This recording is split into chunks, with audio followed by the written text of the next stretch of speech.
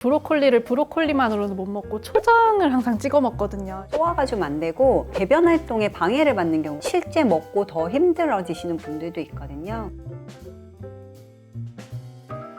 브로콜리에 있는 좋은 성분들이 을 만나면 좀 파괴가 돼요. 네, 교수님 안녕하세요. 안녕하세요. 오늘은 저희 또 어떤 식품을 한번 배워볼까요? 오늘은 저희 집에 항상 있는 식품이에요. 한번 열어보실래요? 왕관이라고 많이들 이야기하거든요. 왕관? 식품계의 왕관? 식품인데 왕관이라고요? 네네. 어. 뭘까? 저희 집에 항상 있고 즐겨 먹는 거고 정말 맛있어요. 진짜 감이 안 오는데?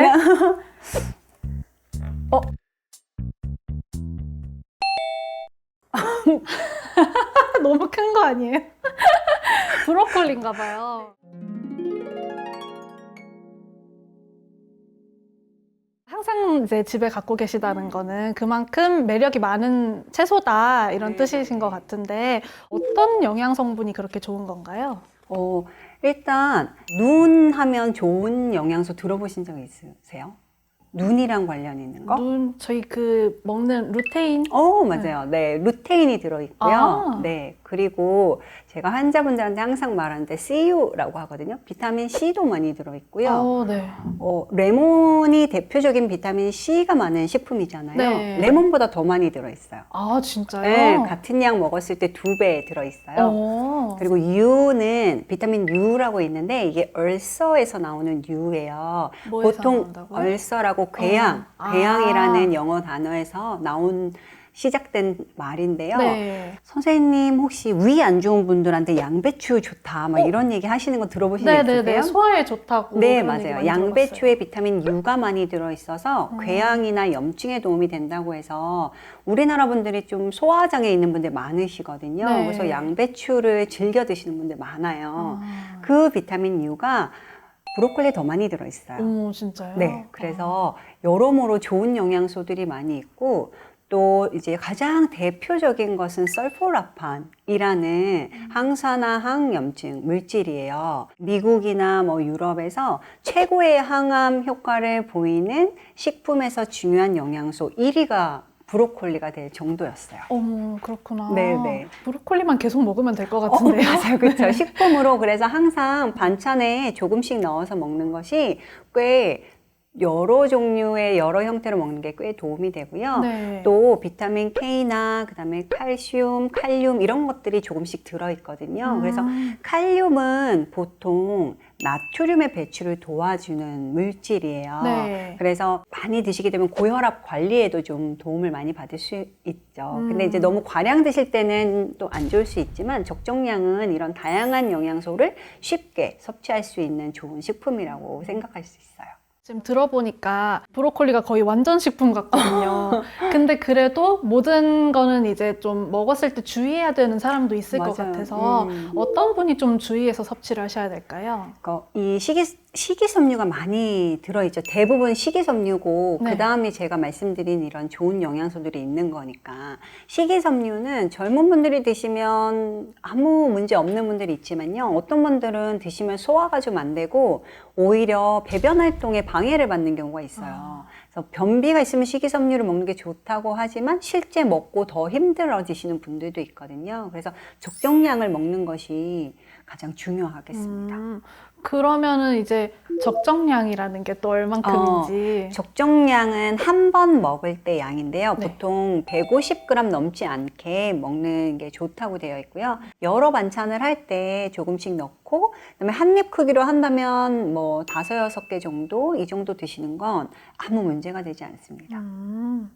그리고 사실 브로콜리에 대해서 제가 요즘 살짝 먹을 때 꺼려지는 게 있어요. 네네. 브로콜리 안에 작은 벌레들이 있다고 그래서 그거를 얘기를 듣고 나서 한 번씩 젓가락질이 약간 이렇게 흠칫하는 거예요. 근데 좀 그 벌레들을 걱정 안 해도 되는 세척법 같은 게 있을까요?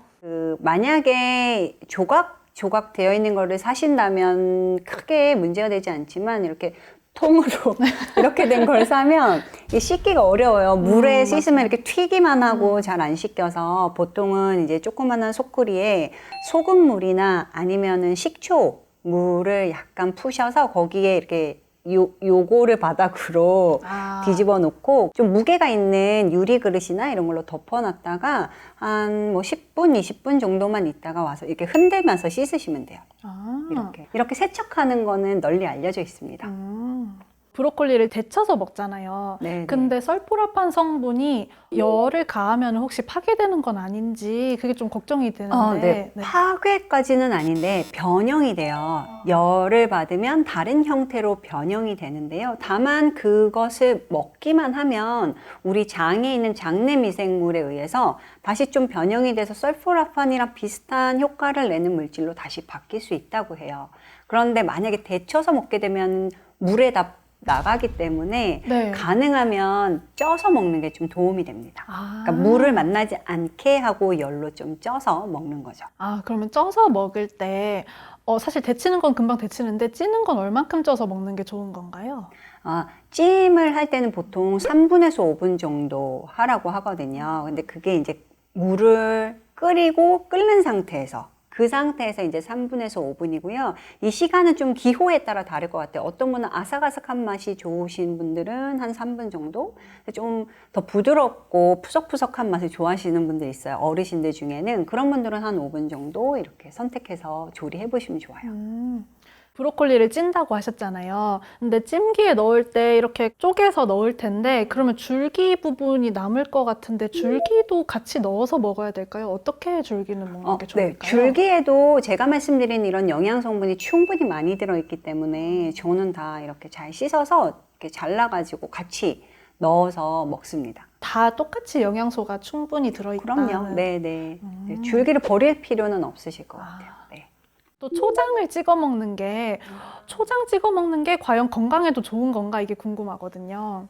일단 초장은 좋은 식재료가 좀 아니라고 저는 말씀드리고 싶어요. 초장 자체는 산성이기 때문에 이 브로콜리에 있는 좋은 성분들이 산성을 만나면 좀 파괴가 돼요. 그래서 가능하면 고추냉이나 겨자 이런 것들을 찍어서 먹는 게 좀 더 좋다고 되어 있고요.